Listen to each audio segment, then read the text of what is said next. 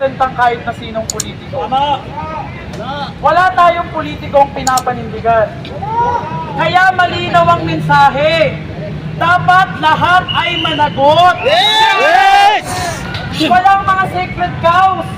Tigilan na natin ang pagiging panatiko sa mga politiko. Yeah! Tatanungin ko kayo, kailan ba kayo niligtas ng mga sinasamba nating politiko? Wala. Nung binabaha tayo, nasa sila?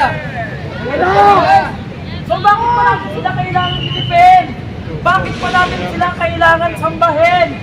Ang kailangan ngayon ay pagkakaisa. Pagkakaisa na walang kulay, walang pinapanigan. Bukod dito, sa pagtawag natin ng accountability, lahat din ay kailangan nating singilin.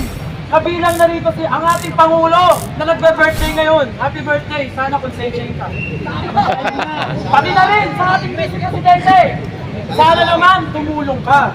Kasi kapwa ka namin Pilipino. Hindi ito ang panahon ng pagkakawatak-watak.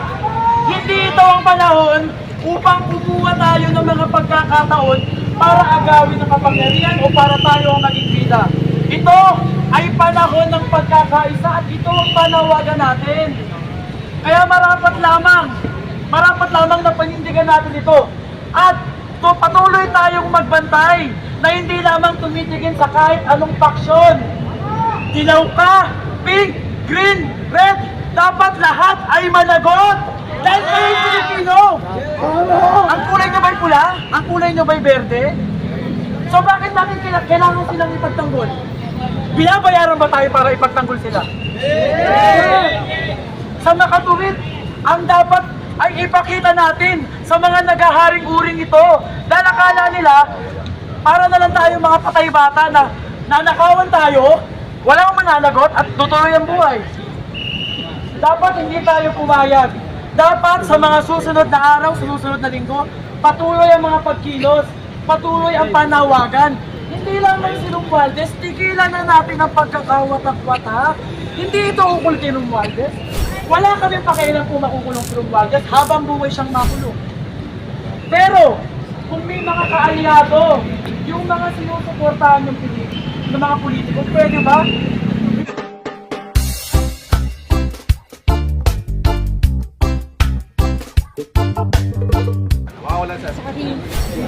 Magandang araw po sa inyo mga kababayan!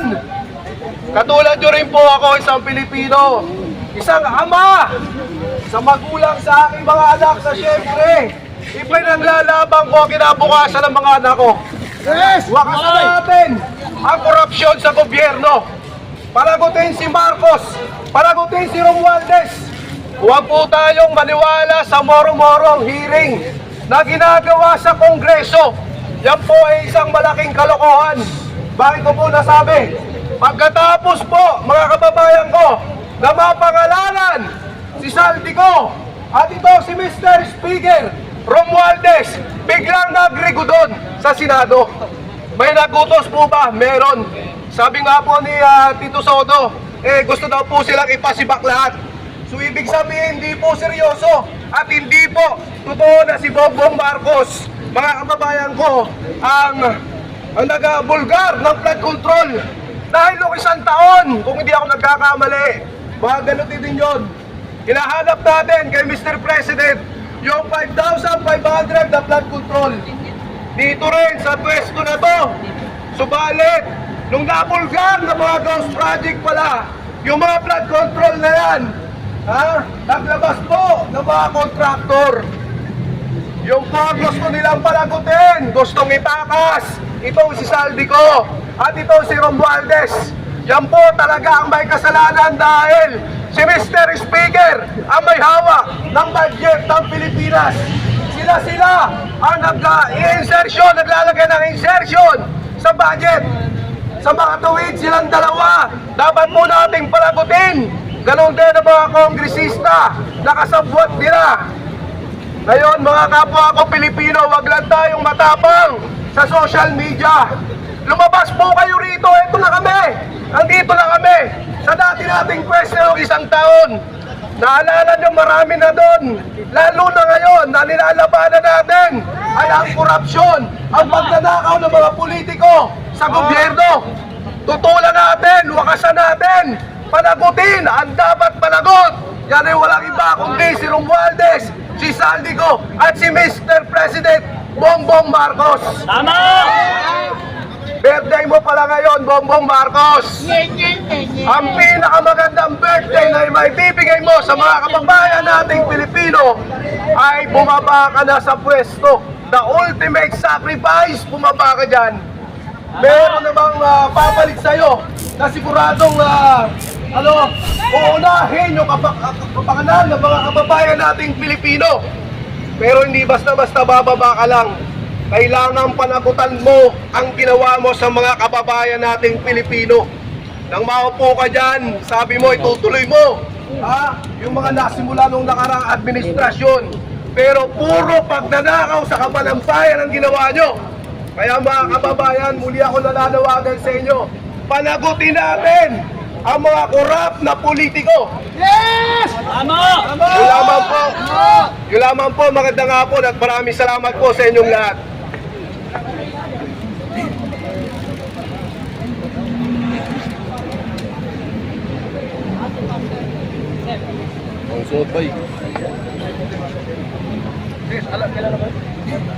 Okay, maraming salamat kapatid.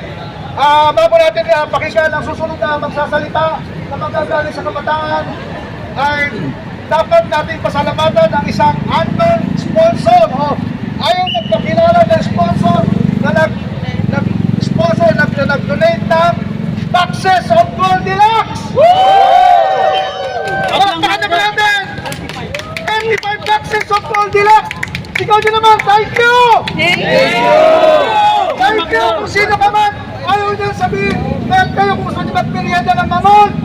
Eto, Goldilocks na sa lipag, lumapit lang kayo. Para sa atin po yan, ibibigay ng ating kapwa Pilipino na nagmamahal sa bayan ng kapwa natin na nagsasawa na sa korupsyon ng mga politiko, lalong-lalo na mga nasa Kongreso. So mga kapatid, pakinggan natin isang boses ng kabataan! Kabataan na nanggaling sa klase ngayong araw to, ngunit hindi niya mapigilan ng kanyang sarili na dumalo sa isang rally ganito sapagkat gusto niya iparinig sa inyo ang tunay na boses ng kabataan ngayon. Ngayong panahon na to, si Ginoong Wayne. Panahon na ng jersey! Ayan, kapahan na kayo. Ang panahon ng ginseng. Ng konteksto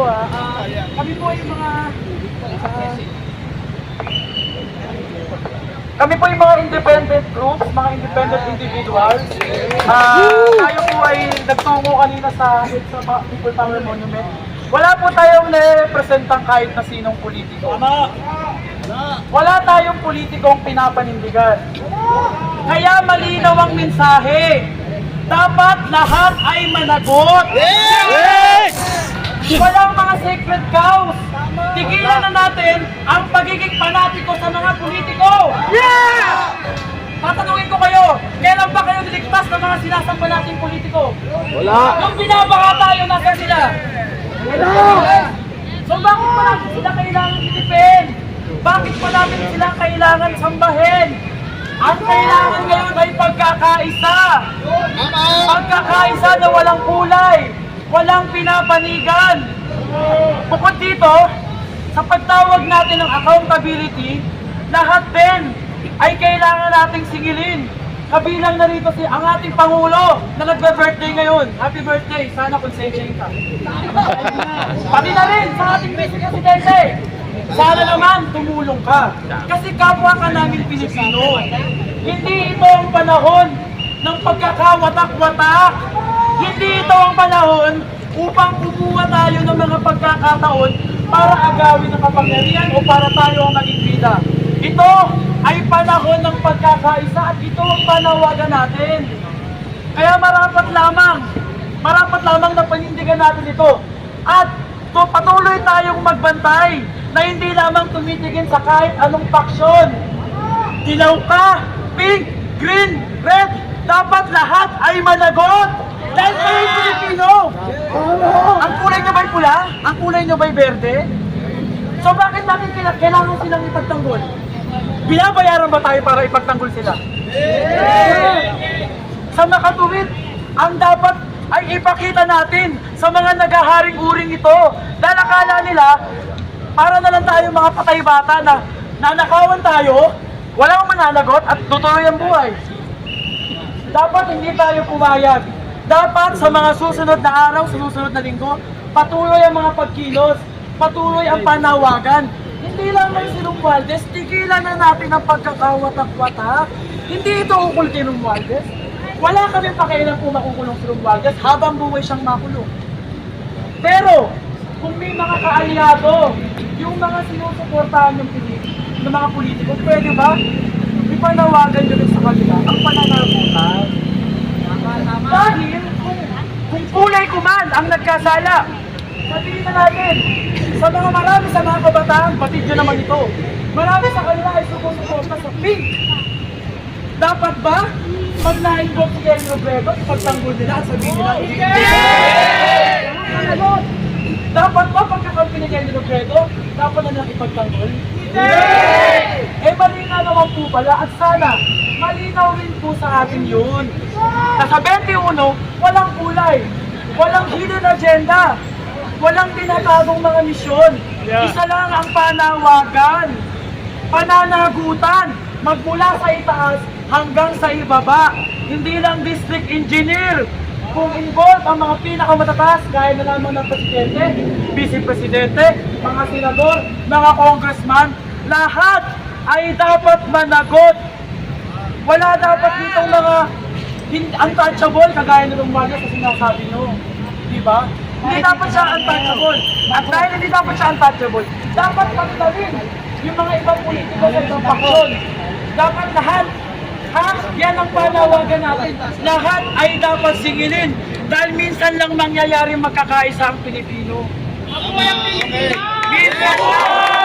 Kaya sana, ituloy-tuloy na natin to. Mabuksan na rin ang inyong mga mata. Kasalanan na ang pumikit. Salamat po.